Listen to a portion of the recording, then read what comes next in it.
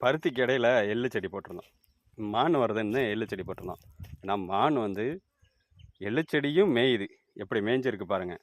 இந்த வரிசையில் எள்ளு செடி நல்லா பூ கொஞ்சமாக இப்போ தான் ஆரம்பிச்சிருக்கு பக்க கலையை விட்டு. நீ நாளாகும்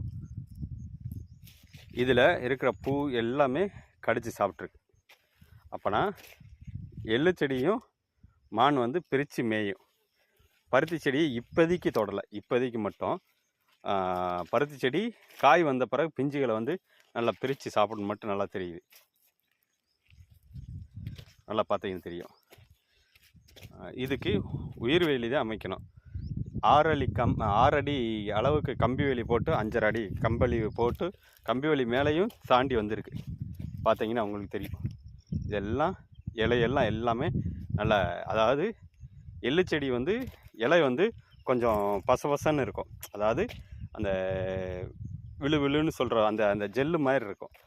இலை வந்து நசுக்கி பார்த்தோம்னா தெரியும், ஜெல்லு மாதிரி இருக்கும். அது பொதுவாகவே ஆடு மாடுகள் வந்து விரும்பி சாப்பிடாது. வேணா மான் வந்து நல்லா கடித்து சாப்பிட்ருக்கு. பருத்தி செடியை சாப்பிடல, வேணா இதை வந்து கடிச்சிருக்கு. பார்த்தீங்கன்னா நல்லா தெரியும் இதுலேயோ.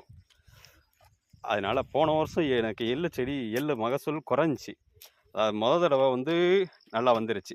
அதாவது மார்கழியை விதைச்சி மாசி 20 மாசி மாதம் அறுவடை பண்ணதில் ஓரளவு நல்ல மகசூல்.